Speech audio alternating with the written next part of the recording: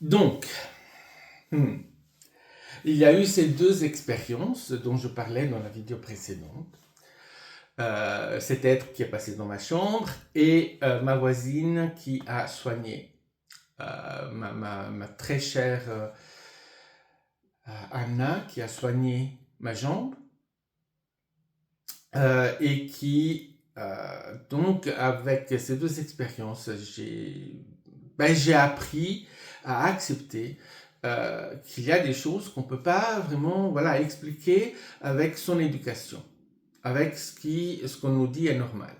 Clairement, les choses ne sont pas aussi simples que ça. Et il y a des faits, des expériences qui vont au-delà de ça. Et après, à travers les années,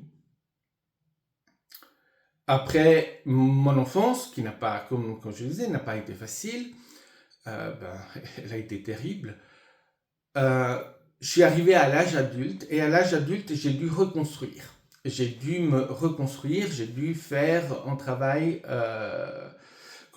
en profondeur, mais j'ai toujours pu le faire naturellement. J'ai pas, j'ai pas poussé pour aller vite. J'ai pris le temps qu'il fallait prendre. Et les traumatismes, les problèmes sont venus.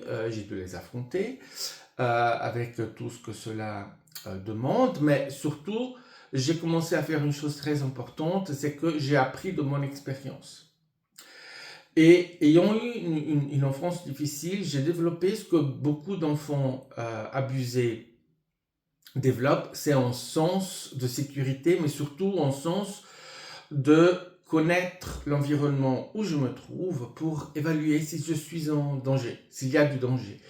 Évaluer les personnes. Est-ce que ces personnes représentent un danger pour moi?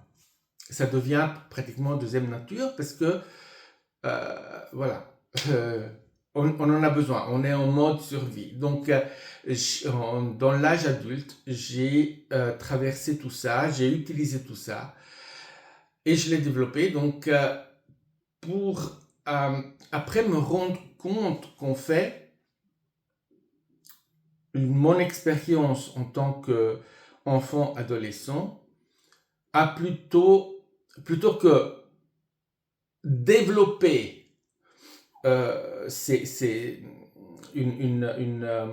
développer un pouvoir ou développer quelque chose, en réalité ça a réveillé quelque chose, c'est quelque chose que j'avais déjà en moi et que j'ai utilisé d'une certaine façon. C'est ce qu'on fait de toute façon, on utilise les choses comme on peut les utiliser au moment où on les utilise. Et pour moi, ça c'était quelque chose de, comme je disais, ça me faisait traverser mon anxiété et ma peur et mon besoin d'être en sécurité. Et donc, à partir d'un certain moment, j'ai commencé à me poser plus de questions, à vouloir en savoir plus, mais surtout à investiguer, comprendre. Est-ce que ce que j'ai vu ma voisine faire, est-ce que je peux le faire?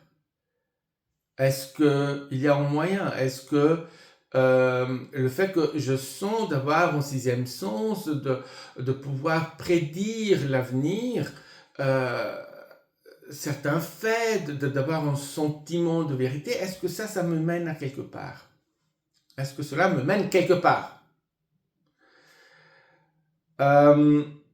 Et donc, un jour, je me suis dit, ah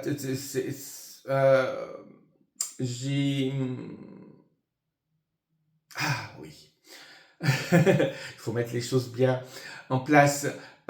J'ai commencé à travailler avec une ex-collègue qui voulait explorer les runes, qui voulait voir peut-on guérir avec les runes. Et donc, on a commencé à travailler avec ça et des choses se sont produites.